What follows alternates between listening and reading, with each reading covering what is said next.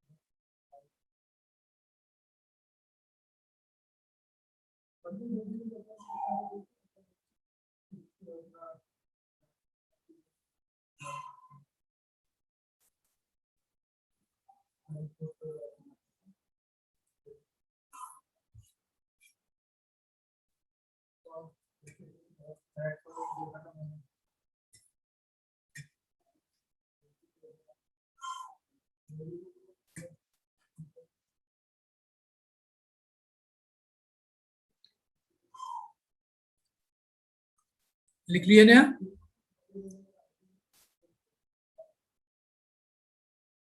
लिख लिया बच्चों?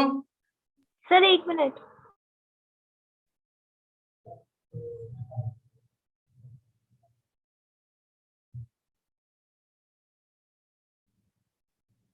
हो गया सर।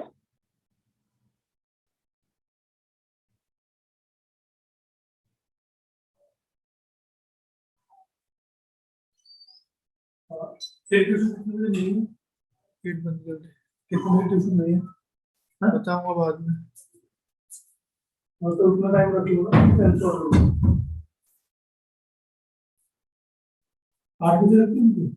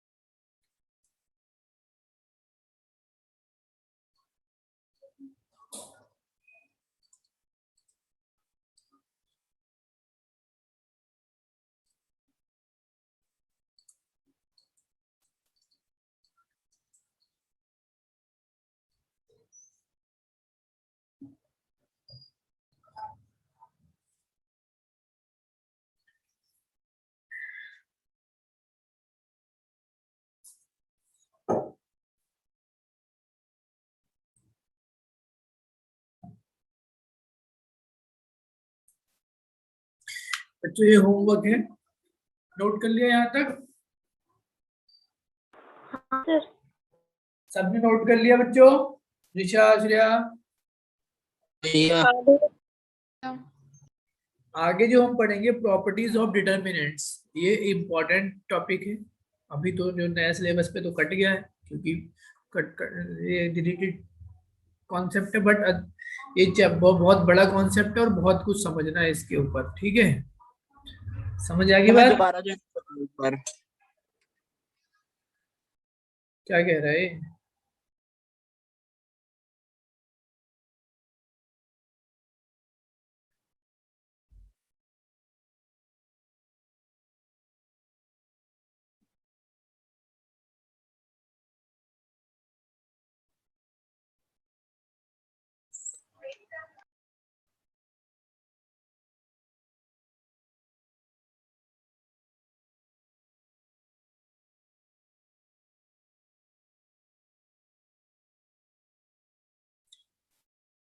हितेश, तूने बोलना ही बंद कर दिया क्या?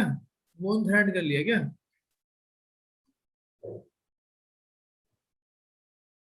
हितेश? हाँ भैया। प्रॉपर्टीज ऑफ डिटर्मिनेंट देखो, डिटर्मिनेंट निकालने की प्रॉपर्टी। सबसे पहले सबसे इंपॉर्टेंट प्रॉपर्टी ये है कि अगर एक कोई रो या पूरे एक कॉलम में जीरो हो, पूरे एक रो या पूरे एक कॉलम में जीरो हो, तो डिटर्मिनेंट की वैल्यू भी बच्चों क्या होती है? जीरो होती है। ठीक है, समझ आएगी बात? लिख लेना, if each elements in a row or in a column, if each element in a row or in a column of a determinant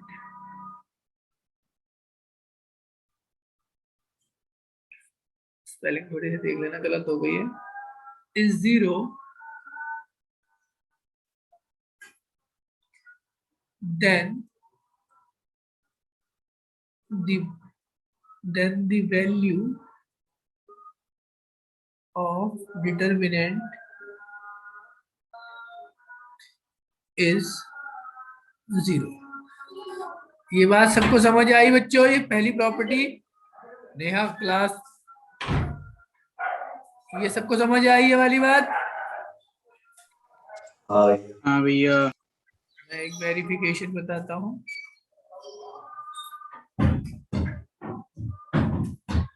बहुत इंपॉर्टेंट है ये। जैसे मान लो एक डिटरमिनेंट, जैसे एक हमारे को दे रखा है, यहाँ पे A1 है, A2 है, A3 है, 0 है, 0 है, 0 है, फिर यहाँ पर B1 है, B2 है, B3 है। आप देख रहे हो पूरी एक रो जो है उसके सारे एलिमेंट क्या है बच्चों? जीरो है। क्या है? जीरो है। तो अगर आप यहाँ पे डिटरमिनेंट निकालोगे भी तो इस रो के थ्रू निकालोगे बच्चों, तो zero first row, sorry second row first column, और यहाँ माइनर लिखोगे उसका, है ना बच्चों? हाँ भैया। है ना ऋषा? हाँ भैया।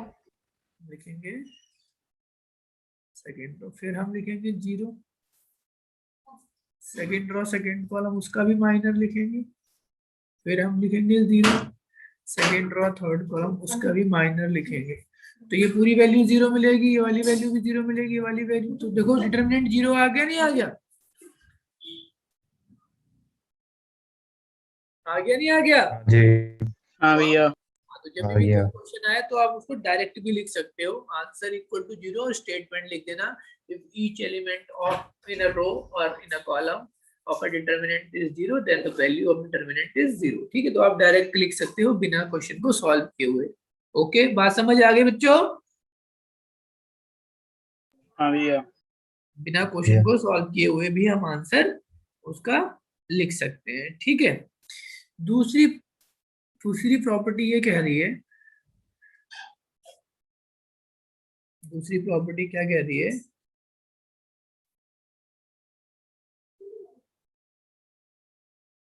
कि if the element on one side the principal diagonal of a determinant is 0.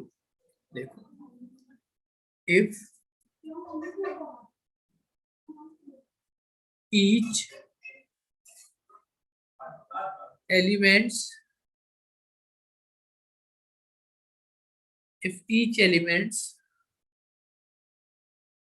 on one side of the principal, ये बहुत इंपॉर्टेंट है, थोड़ा लगेगा टेढ़ा बेड़ा सा बट ये जरूरी चीजें हैं। Principal diagonal of a determinant is 0, then determinant is equal to 0. तो वैल्यू ऑफ डिटरमिनेंट क्या हो जाएगी बच्चों? 0 हो जाएगी। ठीक है, सुन रहे हो? हाँ सर। हाँ भैया। Yes sir. ये एक इम्पोर्टेंट प्रॉपर्टी है, देखो मैं बताता हूँ। जैसे हमारा एक डिटरमिनेंट है a1 b1 c1, 0, यहाँ x है, यहाँ c2 है, फिर हमारा है 0 0, यहाँ y है। तो ये चलो ये z मान लो, कुछ भी मान लो। तो आप ये देखो, ये प्रिंसिपल डायगोनल है इसका, ये वाला हाईलाइट कर देते, दिख रहा है ऋषा?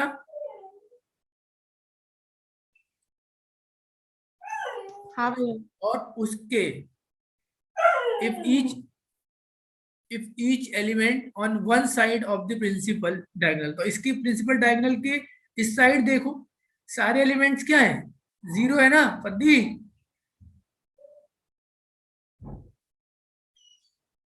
जीरो है ना? तो इसकी वैल्यू क्या आ जाएगी बच्चों? 0 आ जाएगी अकॉर्डिंग टू प्रॉपर्टी। तो जैसे ही आपको आए ऐसा कोई क्वेश्चन, तो आप उस क्वेश्चन को एनालाइज करना, और अगर ये प्रॉपर्टी उसके अंदर आ जाती है तो लिख सकते हो। हेलो लो,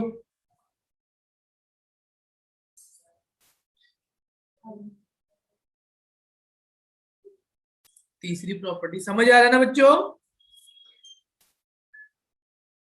हाँ भैया। ये बहुत इंपॉर्टेंट बात है जो मैं बता रहा हूँ आपको, बहुत ही इंपॉर्टेंट बात है। देखो बच्चों, अगर मैंने किसी का डिटरमिनेंट निकाला, ठीक है ऋषा, किसी का डिटरमिनेंट निकाला और कोई वैल्यू आई, सुन रहे हो? हाँ भैया। मैं प्रूव करके नहीं दिखाऊंगा, और उसको मैंने ट्रांसपोज कर दिया और फिर मैंने उसका डिटरमिनेंट निकाला, तो आंसर सेम आएगा। आंसर क्या आएगा? सेम आएगा। ठीक है,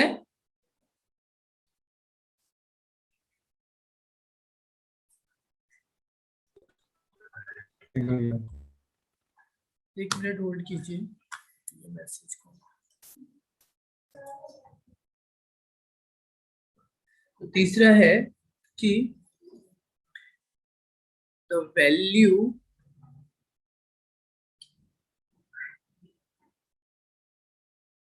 of determinant remain unchanged if its rows and columns are interchanged। ठीक है बच्चों? हाँ भैया। बहुत इंपॉर्टेंट बात है, सुन रहे हो ना बच्चों? हाँ भैया। जैसे तो इसका मतलब क्या होता है? इसका मतलब यहाँ एक शब्द में बताता हूँ। जैसे मान लो कि आपने इसका डिटरमिनेंट निकाला, वो की x आया। क्या आया बच्चों? x आया। ठीक है, फिर इसको आपने ट्रांसपोज कर दिया और उस ट्रांसपोज करने के बाद भी जो डिटर्मिनेंट निकाला वो भी आएगा। तो it means determinant of a is equal to transpose करने के बाद जो डिटर्मिनेंट, ये प्रॉपर्टी एक बन गई ना। ये अभी कभी कभी ना छोटे छोटे क्वेश्चन जो 1 मार्क्स के होंगे उनमें यूज होगा। क्लियर हो गया बच्चों? ये बहुत इंपॉर्टेंट बात है।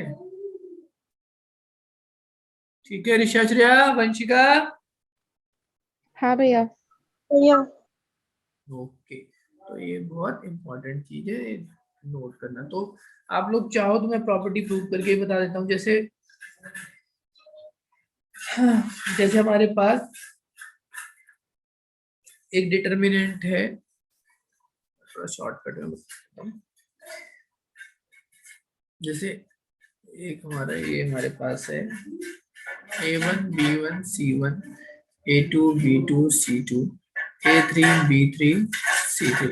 अगर मैं इसका डिटर्मिनेंट निकालूंगा बच्चों तो क्या आएगा? देखो, आप इसका डिटर्मिनेंट निकालोगे तो क्या आएगा? देखो, इसका डिटर्मिनेंट मान लो r1 के थ्रू निकाला तो a1, इसे इंटरचेंज कर दिया। इसे तो मैं शॉर्टकट कर रहा हूँ, समझ रहे हो ना बच्चों? मैं शॉर्टकट लिख रहा हूँ, b2 c3 minus c2 b3। समझ आ गया? ये फिर दूसरी वैल्यू नेगेटिव हो जाती है ना, समझ रहे हो? हाँ भैया।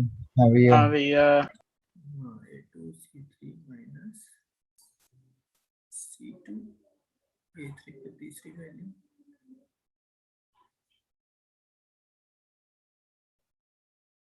श्रेया, समझ आ रहा है? हाँ भैया। अब इसका ट्रांसपोज कर दिया हमने तो जो रो है वो कॉलम बन जाएगी। जो रो है वो कॉलम बन जाएगी। जो रो है वो कॉलम बन जाएगी। ठीक है, आप डिटरमिनेंट निकालो a1, ये छुपा दो, ये छुपा दो, b2 c3 minus b3 c2। देखो सेम आया नहीं आया? दूसरा माइनस a2, हाँ समझना। छुपा तो b1 c3 माइनस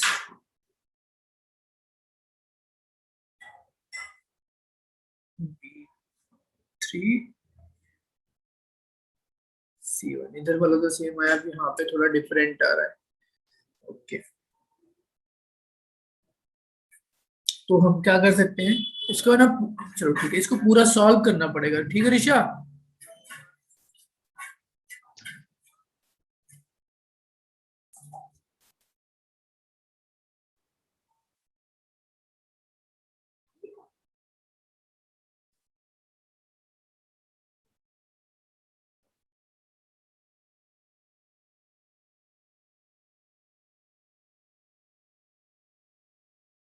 ठीक है बच्चों?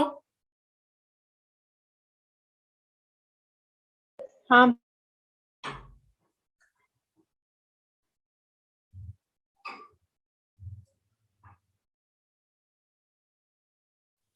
आप इसको मल्टीप्लाई करो, b1 a1 b3 c2 मौजूद है। देखो तो ये वाली वैल्यू इसके साथ मैच कर गई। a1 b2 c3, a1 b2 c3 minus का कहाँ है कहीं पर, ये रहा a1 b2 c2 a1, एक जैसे ही तो है ना ये, है कि नहीं? कोई बोलता ही नहीं है जब मैं पूछ रहा होता हूँ तो। भैया। हाँ भैया।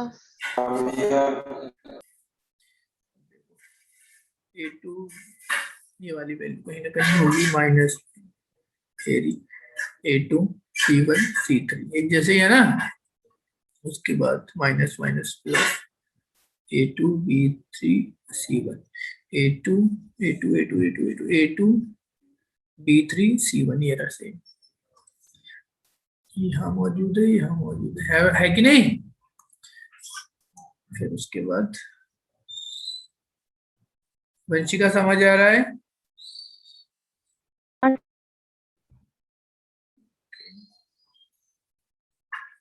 माइनस वाले, एक मिनट, यहाँ पर एक तो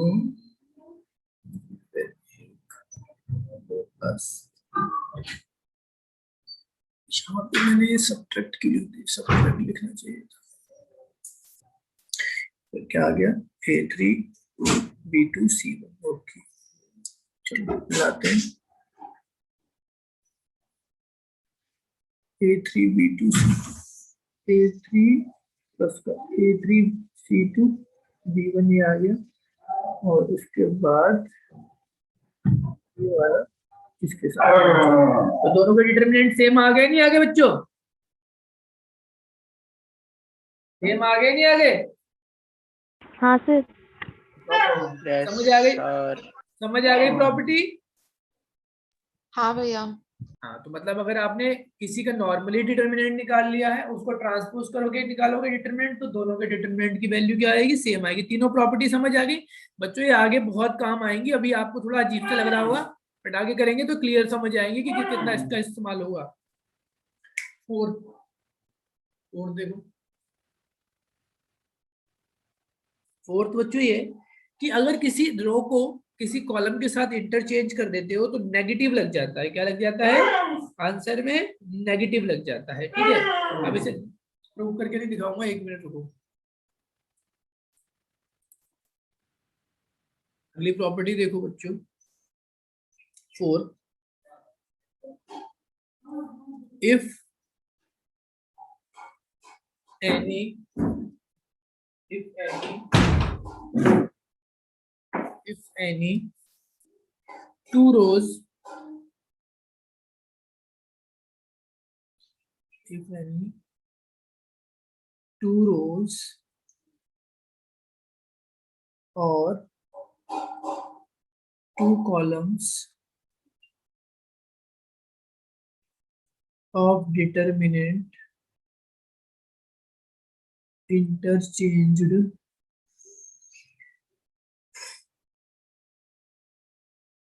then the value of determinant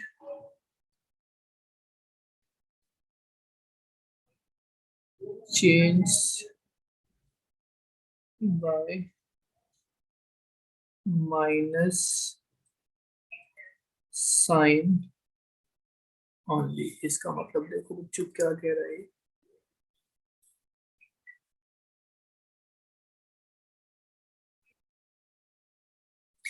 जैसे बच्चों में इसकी प्रॉपर्टी आपको ऐसे ही बता देता हूँ यहाँ पे प्रूव करके। जैसे एक हमारा ए एक ये दे रखा है, जैसे XYZ ABCMNO। आपने इसका डिटरमिनेंट निकाला बच्चों, मान लो इसका डिटरमिनेंट आ गया, मान लो इसका डिटरमिनेंट P आ गया। ठीक है, समझ आ गई बात बच्चों? ठीक है बच्चों, समझ आ गया? हाँ भैया। हाँ भैया। अगर मैं यहाँ पर, श्रेया समझ आ रहा है बात क्या कहना चाह रहा हूं मैं? हाँ भैया। इंटरचेंज कर देता हूँ, मान लो एनी टू रोज, मान लो R1 को मैं इंटरचेंज कर देता हूँ R2 के साथ, तो जो ऊपर नीचे वाली वैल्यू है वो ऊपर चली गई और ऊपर वाली वैल्यू नीचे चली गई। बच्चों आपस में इंटरचेंज हो गए नहीं हो गए? आपस में क्या हो गए? इंटरचेंज। तो अब इसका जो डिटरमिनेंट निकलेगा ना बच्चों, जो इसका डिटरमिनेंट निकलेगा वो नेगेटिव साइन के साथ मल्टीप्लाई करो, तो मतलब -P निकल आएगा। क्या निकल आएगा? -P। मैं ये वाला इस तरीके से प्रोसीड करके नहीं दिखा रहा हूँ, नहीं तो यही सब आंसर आएगा, बस माइनस कॉमन ले लोगे। ठीक है, समझ आ गई बात? हाँ भैया। या फिर मैं कोई दो हाँ भैया। कॉलम चेंज कर देता, कोई दो कॉलम इंटरचेंज कर देता, मान लो ये वाला कॉलम यहाँ भेज देता। ये बहुत इंपॉर्टेंट है, बहुत काम आएगी अभी। तो ये भी माइनस पे जाता है। समझ आया बद्दी? जब भी कोई दो रो या दो कॉलम को अपनी जगह से हटाओगे, इधर उधर करोगे, जैसे इसको वहां बिठा दिया उसको यहाँ बिठा दिया, तो माइनस आंसर में क्या लग जाएगा? माइनस लग जाएगा डिटरमिनेंट के। ठीक है, समझ रहे हो बच्चों? यस हाँ भैया। सर। हाँ भैया। हाँ भैया। आगे देखो, अगली प्रॉपर्टी देखते हैं, जो जरूरी जरूरी है वही बता रहा हूँ।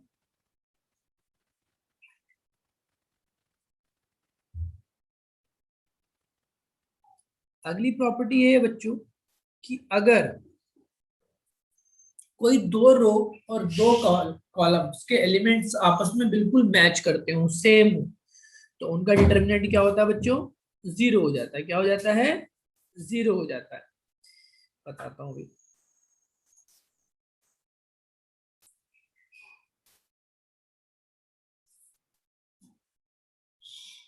प्रॉपर्टी 4 लिखवा दी ना, 5वीं property. If 2 rows or columns of determinant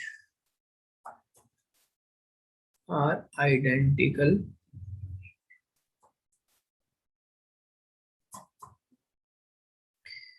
then the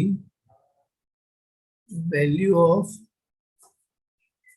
determinant equal to 0। अरे जाति क्यों नहीं बुला रही हम? जैसे मान लो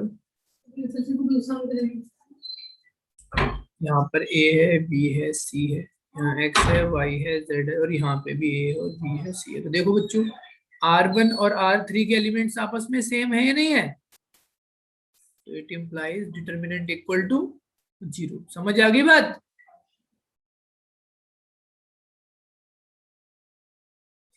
समझ आ गई बच्चों? हाँ भैया। सबको समझ आ गई बात? भैया। ओके, इसका डेरिवेशन बताने की जरूरत नहीं है मुझे, तो क्लियर हो गई ना बात?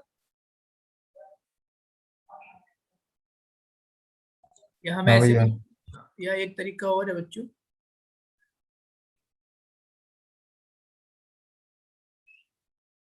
देखो, अगर मैंने इसका डिटर्मिनेंट निकाला बच्चों, सिमिलर इसका डिटर्मिनेंट निकाला, तो मान लो वो x आया। कितना आया? x लेट। ठीक है। अच्छा बच्चों, अगर मैं R1 को R3 में ट्रांसपोज कर दूंगा, फोर्थ के अकॉर्डिंग ट्रांसपोज कर, सॉरी, हाँ, जो भी दूसरी वाली प्रॉपर्टी, वाली प्रॉपर्टी के अकॉर्डिंग भी बता रहा हूँ, ट्रांसपोज कर दूंगा तो ये यहाँ पहुंच जाएगा, वो यहाँ पहुंच जाएगा। जैसे ही मैं इसे चेंज करूंगा तो इसका जो डिटर्मिनेंट आएगा वो क्या बन जाएगा? नेगेटिव x बन जाएगा ना? क्या बन जाएगा? नेगेटिव x बन जाएगा, नहीं बन जाएगा? इक्वेशन 1, इक्वेशन 2, जैसे दोनों को ऐड करो इक्वल टू 0, तो डिटर्मिनेंट की वैल्यू कितनी आ गई? 0 आ गई, नहीं आ गई? ठीक है। या इस चीज का हम इस्तेमाल बाद में करेंगे, अभी इतना याद रखना है बस, इतना ही समझो बस। ठीक है, प्रॉपर्टीज के अकॉर्डिंग ड्राइव करेंगे, क्वेश्चन करेंगे तो पता चलेगा। आगे देखते हैं ठीक है, कितनी प्रॉपर्टीज है? बहुत सारी प्रॉपर्टी है इसकी। ओके, अगला देखो बच्चों, हम क्या कर सकते हैं, ये भी बहुत इंपॉर्टेंट बात है कि जब हम किसी डिटर्मिनेंट को किसी स्केलर से मल्टीप्लाई करते हैं, किसी नंबर से मल्टीप्लाई करते हैं, तो जो उसका आंसर आता है, जो नया डिटर्मिनेंट आता है, वो k टाइम्स हो जाता है। क्या टाइम हो जाता है? k टाइम्स हो जाता है। जैसे 6th प्रॉपर्टी में मैं बताना चाह रहा हूं कि जैसे आपका ये डिटर्मिनेंट है,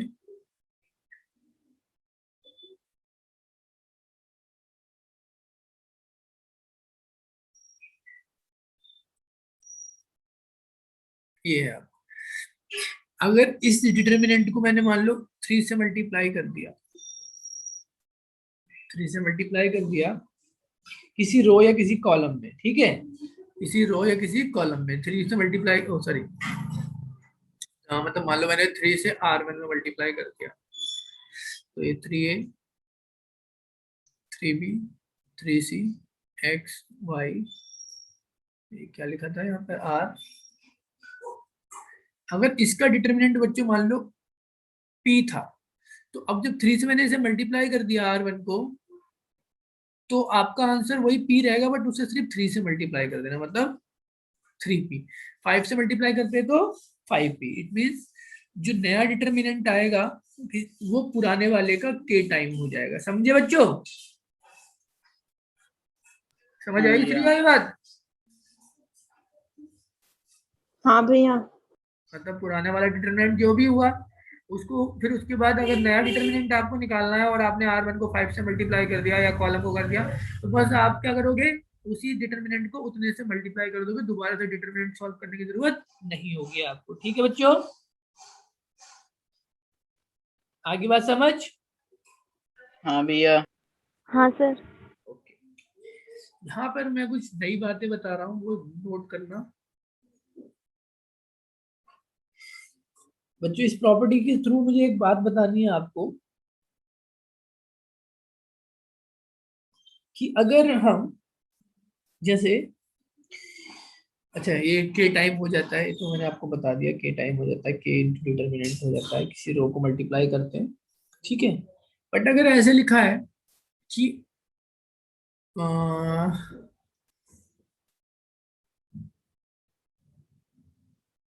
जैसे अगर इफ ऑर्डर ऑफ डिटर्मिनेंट